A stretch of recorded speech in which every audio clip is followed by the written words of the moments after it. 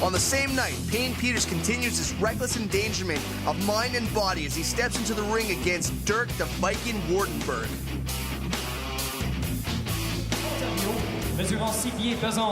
All right, Mark. Well, we know a lot about Payne Peters. We know the guy's a wild man. He goes in there. He's very unorthodox, throws things from all crazy angles. He's got a judo background. What do we know about Waardenburg?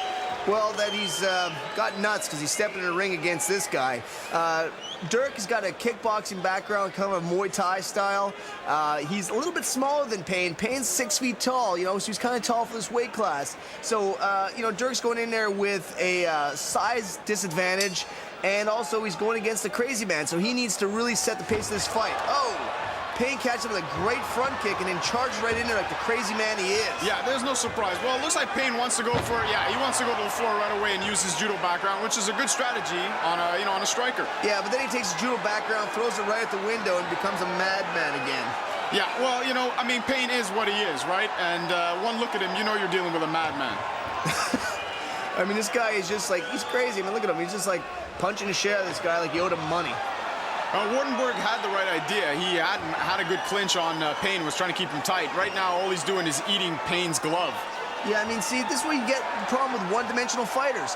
Waardenburg does not know what he's doing on the ground. He's lying there like a fish. He's, taking shots to the face. He does not know to bump.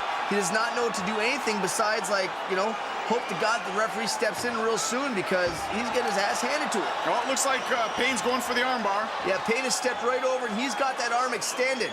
Dirk needs to do some either tapping or some real magic shit to get out of this. Well, it looks like he might have gotten out, just kind of lucky slipped out. Or no, Payne is still working on it. He's like a dog with a bone.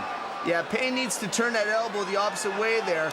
Ah, there you go. That's it. It's just a matter of time before they tap. That's it. I mean, like you said, if you don't have a ground game, if you don't have a stand-up game, it's going to be really hard. You've got to have it well-rounded.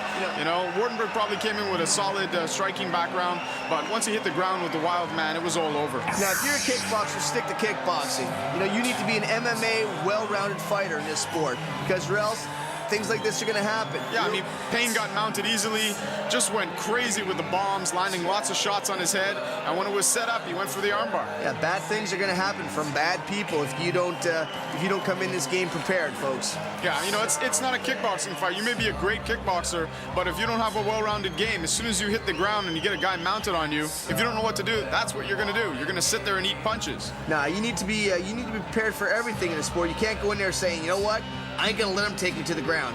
Because if that little shit does happen, he does take you to the ground, you're eating heavy leather, folks. Yeah, Payne did a good job. He had a game plan, wanted to take it to the floor. He imposed his will right away, and the wild man gets the win.